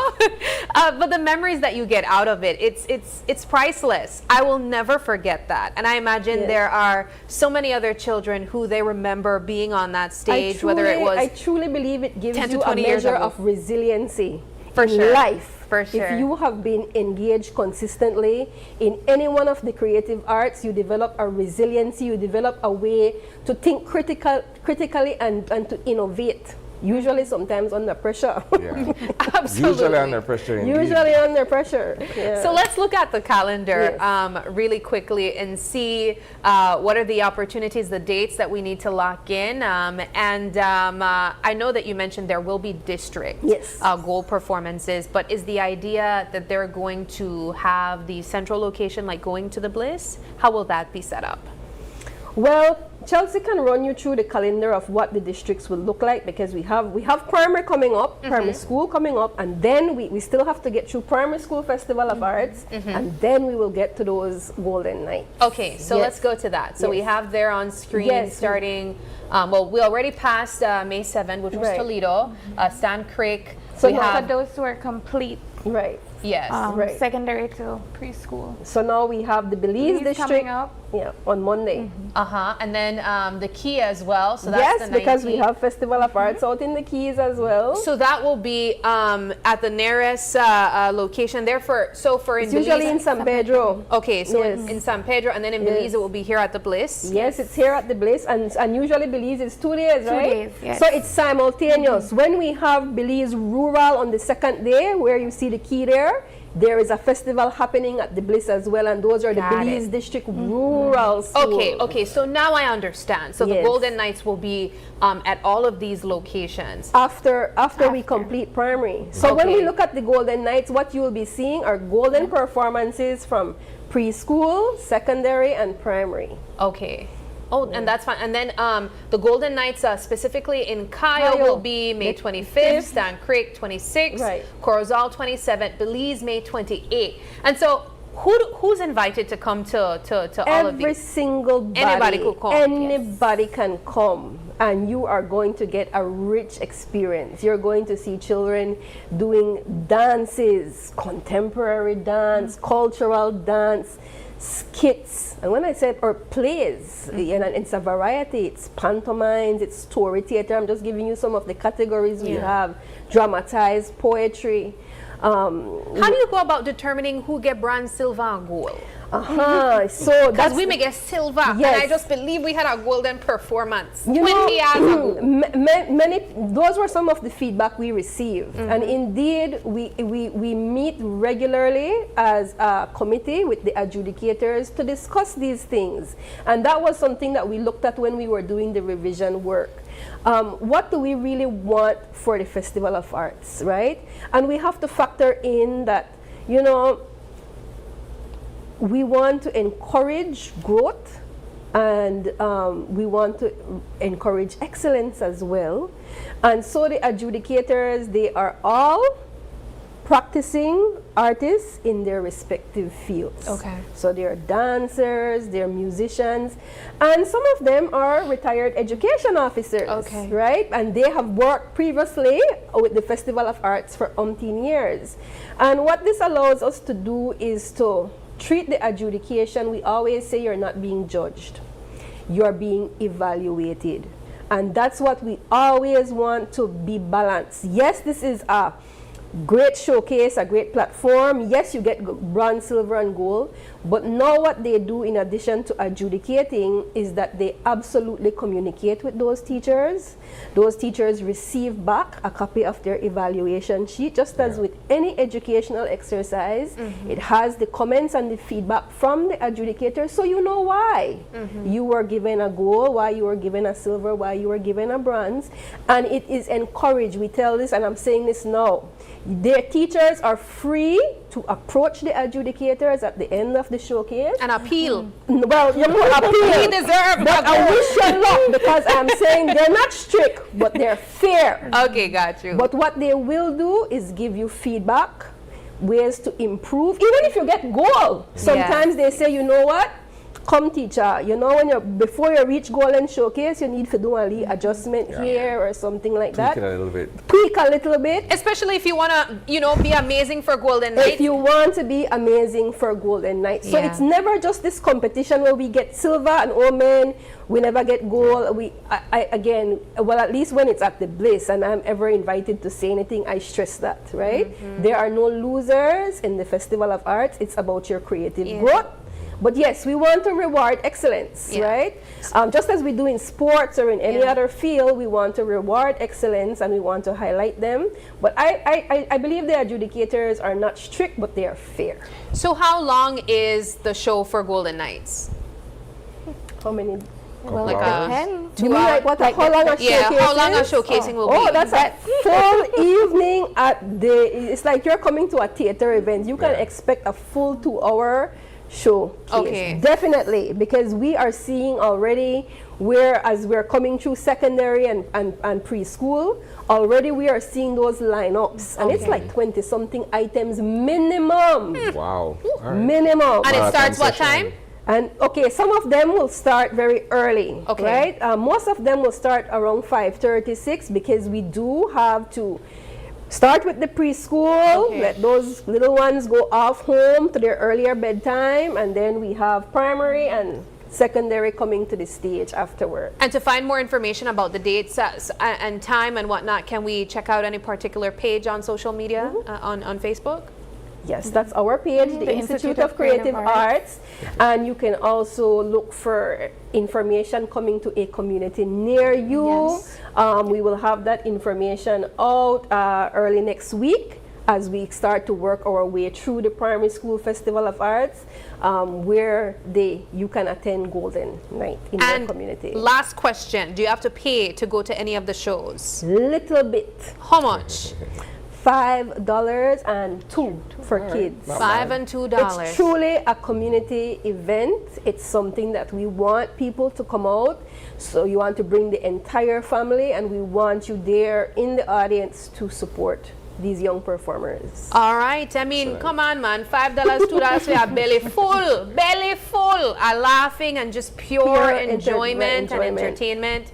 You can't beat that. Ladies, this has been a wonderful conversation. You took me back in time, and I'm just really excited for all the kids that will be taking the stages. All the best to you, and we wish you guys as well all the best. Thank you. All right, we take another quick break, but we're not done with performing arts. When we come back, we are going to be highlighting 36 years of legacy and impact from the Belize National Dance Company.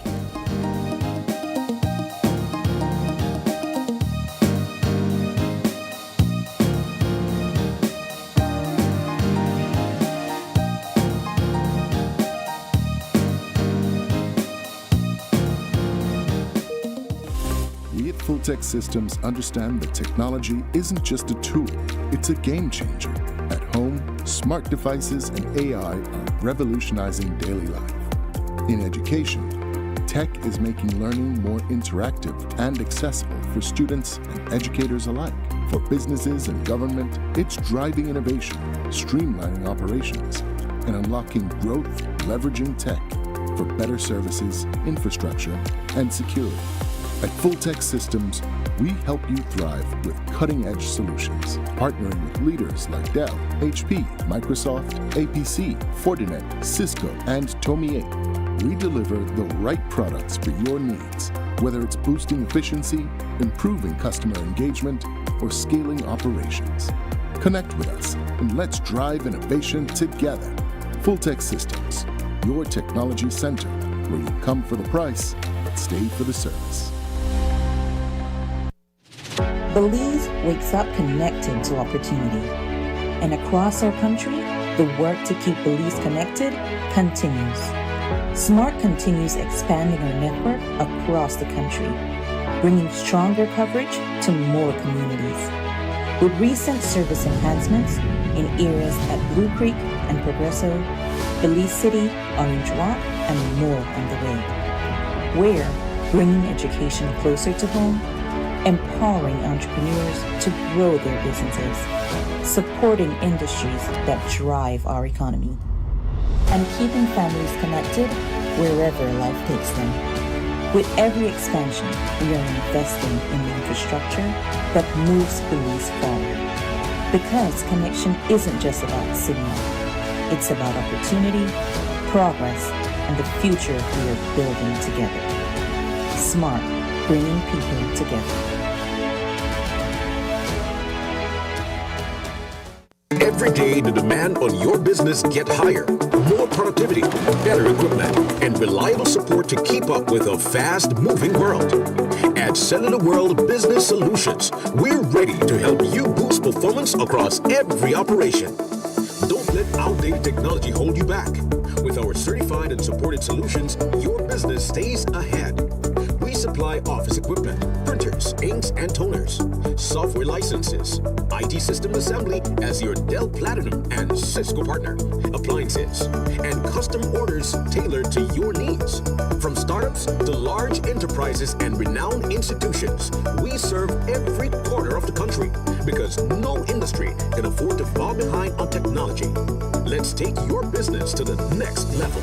Contact us today at 610-2494. Cellular World Business Solutions, your reliable partner in business success.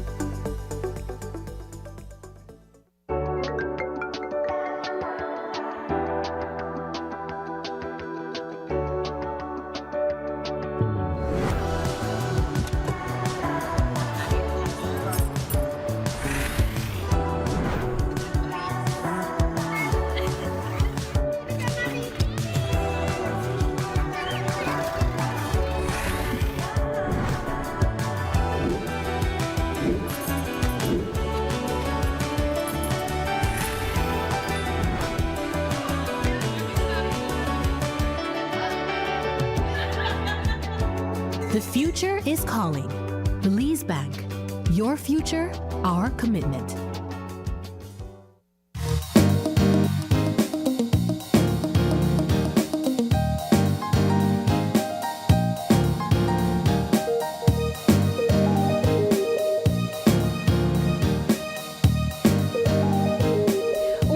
back. This is our final conversation, and as we mentioned before the break, we are still in celebration and acknowledgement of the arts. This next conversation is really celebration of legacy. 36 years strong of the Belize National Dance Company, celebrating legacy, celebrating impact. Now this morning we have two dancers of the company on the couch with us. We have Coleman Hall, he's a dancer, as well as Shakira Harris. Thank you guys so much for joining us and welcome. Thank you for having us. It's a pleasure. It's a pleasure. Guys, I'll tell you, I remember Kalman back in high school, and I was telling him earlier that it's no surprise to me that he ended up becoming a dancer. He was always involved in the arts, and just before the break, we were talking about Festival of Arts. Kalman, I don't know if you were a part of Festival of Arts back in the day? Festival of Arts. Everything dance I was a part of. Yeah, He and was look saying how that even Carnival. I know you for Carnival as well. Yeah. But to be a part of the Belize National Dance Company is also a big deal, right? Yes. How does it feel for you guys first? I wanna ask about your individual stories and how you got to be a part of this company. My story is so funny because joining the dance company, it started weird. I went to Dance X, a showcase they had for high schoolers, and my class was chosen. I don't know if it was because of me particularly, but my class was chosen and I went. And when they were asking for students to go on the stage to dance, and you know my classmates, they knew me for dance, and they were like, go on the stage, go on the stage, go on the stage. And guess who I'm supposed to dance against? Who? Jamie Thompson. Ooh, sorry, they mentioned Jamie just Yes, now. I'm like, what the hell? Am I really going to do this? And I did it. And then he recommended me to BNDC, and then I started dancing at BNDC. Did you recognize the impact of the company at that time? Yes. It was very... It was a big deal? Yes, it was a big deal. So for me, getting in was, you know... That means you fought for your life on that stage. Yes, I did. I sure did. What has the experience been like for you coming through the BNDC to where you are now? My life has changed completely. Now I'm a dance teacher. I'm a dance educator at the San Pedro Dance Company in San Pedro. So for me, it has changed tremendously. I've been to Cuba, I have been to Poland, and this year I'm going to Jamaica. Ooh. Yeah, so we're going both of us, we're going to Jamaica, and another dancer to study dance. That's amazing. You guys are going to go study dance. Yes, for a month, yes. Oh my gosh. Now Shakira, tell me your story. How'd you get here? Well, first of all, I would like to start by saying it's such an honor and a humbling experience to be a part of such a prestige company in Belize. My journey started with Dawn Adderley. She was a part of BNDC, and she later on introduced us to Alta Sealy, and right from there, me and my twin sister, we became a part of the dance company, and we haven't stopped since. We had baby in between, but we came back. we went right back home. Yeah. What is it about the company that has that level of prestige, as Isani was mentioning? What is it about the Belize National Dance Company that sets it apart? Well, I believe that it's a national company. We have the world-renowned, I would call her, Miss Alta Sealy, who is the head. And I feel like it's a national company, so you know the standards are very high. So it's not just like, oh, that's just a dance company, you could show up what you want, do what you want. No, we have rules, we have standards. So that is why we try to keep the standard of the company, and we showcase that through our shows. I think what I admire about the National Dance Company over the years is the inclusivity of the various ethnicities and cultures that Belize has to offer, right? So I've seen performances, I've attended a couple of them where we got Garifuna music, Creole, everything where you could possibly think about that's Belizean is infused. And even some genres that are outside of Belize that are popular amongst us Belizeans. What has that been like for you guys in terms of incorporating new things to some of the older stuff that's part of the whole presentation? Well, for us, that has been not really a challenge, because this year for 36 years we actually have some choreographers. We have Maria Lopez, she's a Brazilian, but she's living in Belmopan. And we also have Susan, she's from Nebraska. She's American, and both of them came in and teach us different techniques, and we're actually incorporating those in the show. We also have a little bit of Cuban as well. We had a Cuban teacher came in and taught us some pieces, and we also had Randy. He's from St. Martin, and he came in and teach us different pieces too. So we have all of that is going to be incorporated in the show, and something to look forward to as well. Yeah. For 36 years, you would have had to leave an impact somewhere or another in those 3 decades. But how do you guys plan to celebrate this? 36 years of legacy and impact. I feel like this year is going to be celebrated big. Okay. The show is completely different from what you're used to, right? It's not the same show that you used to go to. It's going to be very different. There's one dance that is so, I'm in the dance, and at first when I saw it, I was like, ooh, this is funny, right? And after really out of our comfort zone. Really out of your comfort zone. Why? Give me some details. Because with dance, I always see dance as structured, right? Okay. It's structured, it's alignment, all of that. But this dance is so like fun, it's silly. So no, it's taking you out of your comfort zone to explore yourself.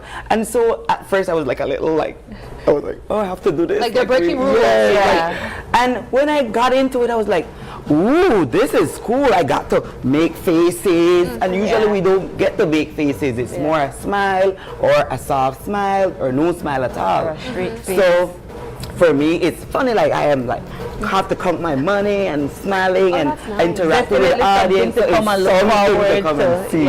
Oh wow! Trust me. So there's going to be a show, is what I'm understanding. Yes, there's a show. And what are we going to expect in terms of different numbers? Are there some of the choreographers that you just spoke of, Shakira, that will be a part of leading these different numbers? Yes, definitely. And we also have different companies. It's not only BNDC. We have SPDA, Kalman Company in San Pedro. We have Modern Dance Company, Jaylan Craig's Company.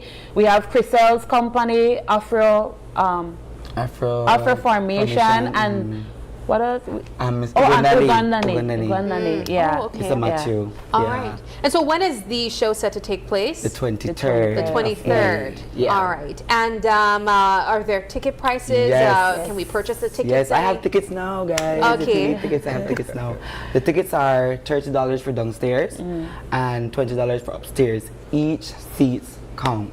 Yes. So if you're bringing a child that can take up a seat, we're counting for that seat. Okay. Okay, it's unfortunate, but you know, we're taking on big ventures for the company, so you know, every penny counts. Well, let's take a moment to look at some of those ventures. What can we expect for the next coming year? You know, you guys have traveled all over. You now are planning to head to Jamaica to study dance as well. What are some of the projects that we can expect from you guys in the future? So we're trying to uplift the face of dance. That's the first thing we're trying to do. Change how people view dance in the country.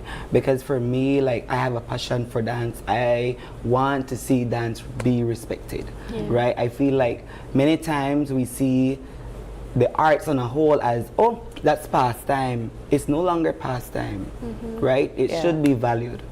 And so for us at the dance company, that is what we're trying to change. So that is what we're working on right now, rebranding dance. And so we're starting with the 3 of us that are going to Jamaica, and when we go, we're going to learn, you know, technique and that sort, and bring it back to the country, so that if anybody wants to learn, they can have us. They have us, you know, to learn from. Yeah, Miss Altacili, she is getting of age, and we want to see dance live beyond her, and that's what she wants for us too. So we, the younger generation, he's actually the next young man. It's 3 of us. Yeah, he's the next man is going with us. Okay, who's that person? He's a dancer. He's a part of our company as well. Okay. He's the other male dancer apart from Kalman. And how do you guys feel about going to Jamaica? You feeling nervous? Because dance is also very competitive too. Yes.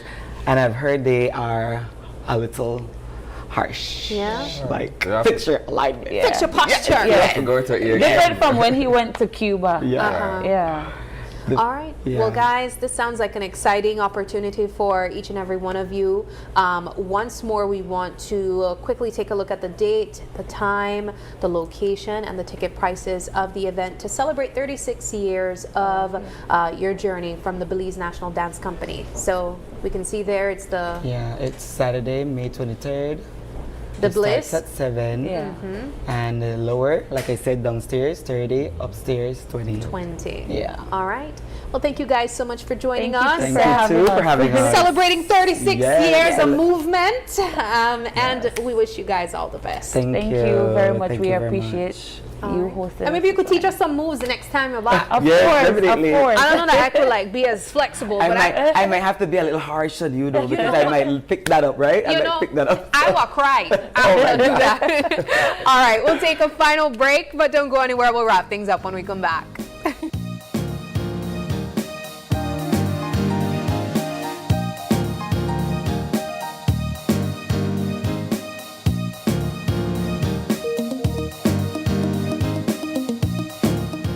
Every day, we access energy for cooling, lighting, and powering our electrical appliances and devices at work and at home.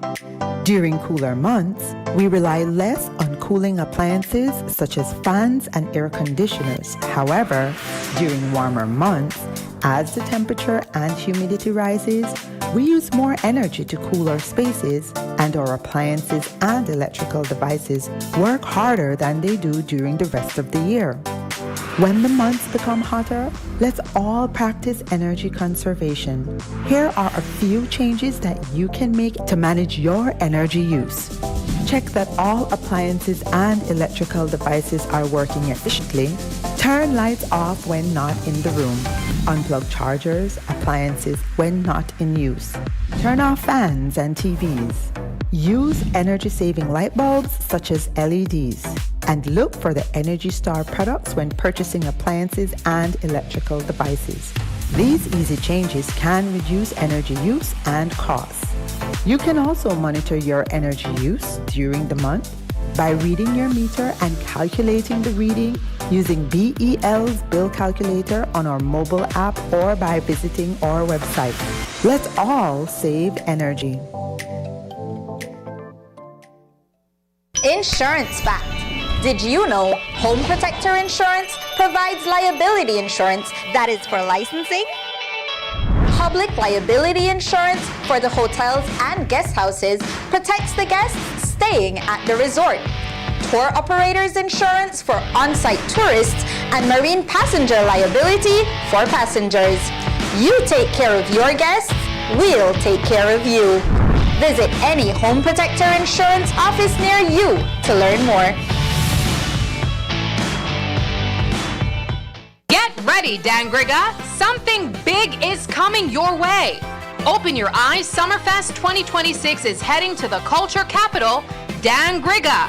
Join us on June 12th at 6:30 a.m. at the iconic Alejo Beni Park for a morning filled with energy, excitement, and pure talent. This year, it's all about the kids, from singing to dancing, poetry to performances. If they've got talent, we've got the stage. Bring out the entire family and come celebrate creativity, culture, and the future stars of Belize. Expect fun, music, surprises, and unforgettable moments. Don't miss it. Open Your Eyes Summerfest 2026, where young talent shines the brightest.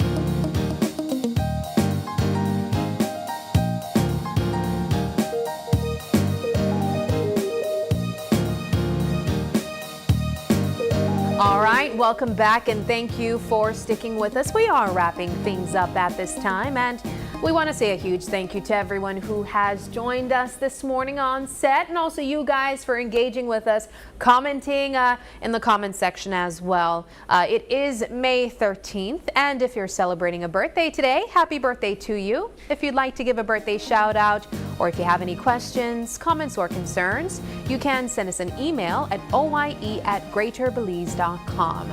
You can also catch us on our social media pages. We have Facebook, that's Open Your Eyes BZ. Instagram for behind the scenes content. That's OIE Belize. We even have a TikTok. That's openyoureyes.bz, where we go live before the show starts in the morning and give you guys an even more natural behind the scenes view of what's taking place. And then we have a phone number. That's 675-2555. But please do us a favor and join us again tomorrow when you open your eyes To start your morning right. Until then, keep your eyes, your mind, And your heart's open. have a wonderful Wednesday, and we'll catch you tomorrow. Bye.